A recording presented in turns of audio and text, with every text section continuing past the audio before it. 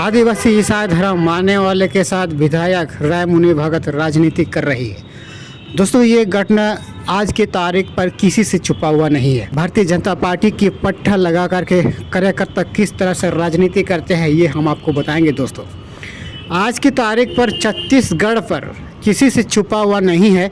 आदिवासी ईसाई धर्म मानने वाले के साथ भारतीय जनता पार्टी किस तरह से राजनीति करती है, ये किसी से छुपा हुआ नहीं है। झारखंड छत्तीसगढ़ अलग होने के इतिहास में ये पहली बार, हालांकि ये बात पिछले बार जब हमारे झारखंड पर भारतीय जनता पार्टी कार्यालय पर जब रघुवर दास जब पत्रकारों के द्वारा जब ये बात पूछा जाता है कि आप आदिवासी ईसाइयों के प्रति आप राजनीति कर रहे हैं, दोहरीकरण कर रहे हैं, इस बात पर नकार देते हैं। लेकिन इतिहास के पन्ने पर ये कभी इनकार नहीं किया जा सकता है कि छत्तीसगढ़ पर, हमारे झारखंड की बगल पर भारतीय जनता पार्टी की सरकार है, बघेल सरकार है। इनके बावजूद भी आज की तारीख पर आदिवासी ईसाई समुदायों पर किस तरह से प्रताड़ित करते हैं, किस तरह से राजनीति करते हैं, ये आज की तारीख पर किसी से छुपा हुआ नहीं है। और इसी तर्क पर हम आपको बताने जा रहे हैं दोस्तों कि आदिवासी ईसाई धर्म मानने वाले के साथ विधायक रायमुनि भगत किस तरह से राजनीति करते हैं। ये इतिहास में के पन्ने पर पहली बार, हालांकि ये बात भारतीय जनता पार्टी के पट्टा बांध कर कार्यकर्ता आपके गांव पर अगर घूमने वाले को आपको अगर दिखाई देती है तो समझ जाना आदिवासी ईसाई धर्म के प्रति घिनौनी हरकत करने वाले कार्यकर्ता हैं।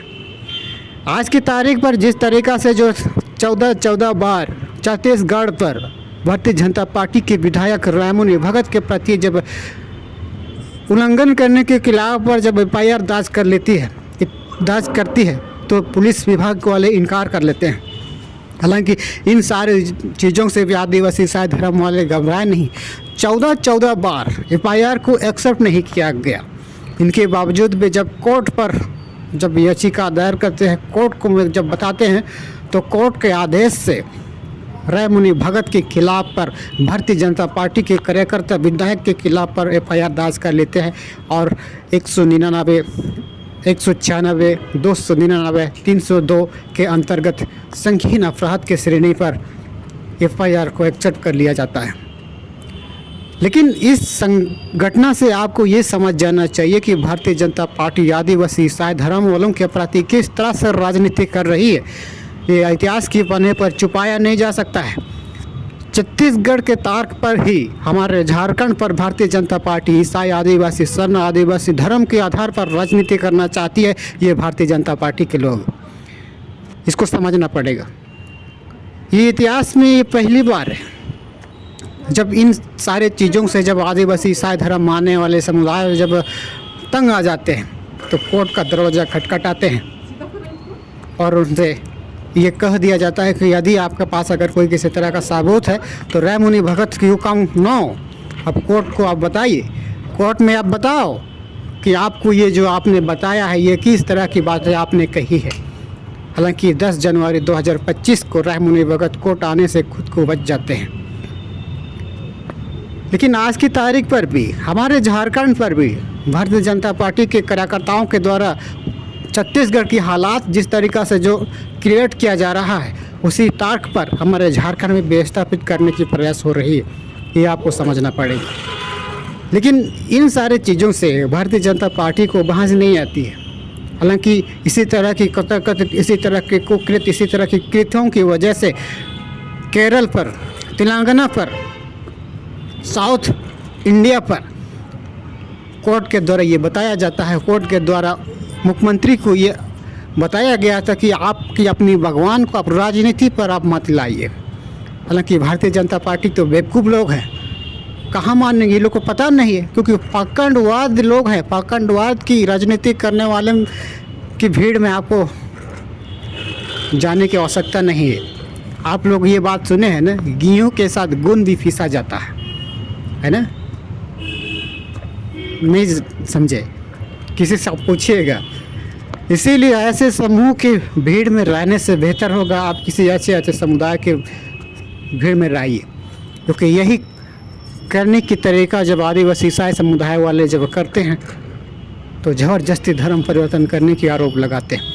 इतिहास में पहली बार भारतीय जनता पार्टी की इतना बड़े लीडरशिप करने वाली महिला के प्रति कोर्ट ने आदेश दिया है, मतलब आप समझ जाइए उच्च न्यायालय ने जिस प्रक्रिया को अपनाया है, भारतीय जनता पार्टी को तमाचा है। उसकी चरित्र पर सवाल उठ रही है। आपको क्या लग रहा है? राय मुनि भगत पर चरित्र, उसकी चरित्रहीन व्यक्ति पर सवाल उठ रही है।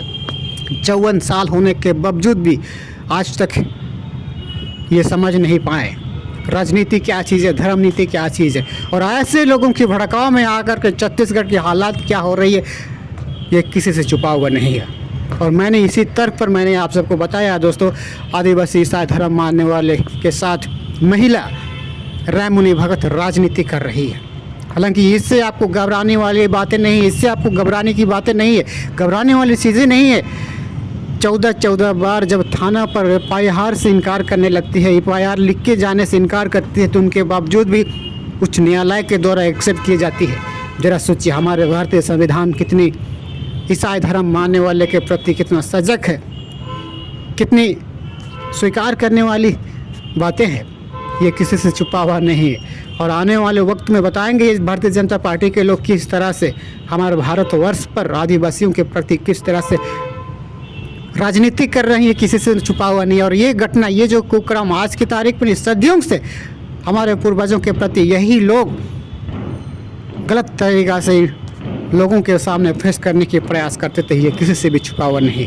अगर ये हमारी जानकारी आपको अच्छा लगा तो इस वीडियो को शेयर कर दीजिए। अगर चैनल को सब्सक्राइब नहीं किया तो सब्सक्राइब कर लीजिए, क्योंकि हम इसी तरह से जुड़ी जानकारी, एकदम नया टॉपिक, एकदम बेझिझक बातें हम आपके साथ शेयर करेंगे। और ये वीडियो को ज़्यादा से ज़्यादा शेयर कर दीजिए, राय मुनि भगत तक ये बात पहुँचाइए कि भारतीय जनता पार्टी की पट्टा लगा करके आदिवासी ईसाई धर्म मानने वालों के प्रति किस तरह से राजनीति की दुरुपयोग करते हैं, ये हमारे भारतवर्ष के लोगों को समझ में आना चाहिए। और खास करके भारतीय जनता पार्टी के कार्यकर्ताओं तक ये वीडियो पहुंचाइए, जो भारतीय जनता पार्टियों की पट्टा लगा करके ग्रामीण इलाके पर घूमते हैं, ताकि लोगों को समझ में आए कि ये भारतीय जनता पार्टी के कार्यकर्ता आदिवासी ईसाई धर्म के प्रति किस तरह से कुक्रम तरीके से राजनीति करते हैं, ये दुनिया वालों को समझ में आ सके।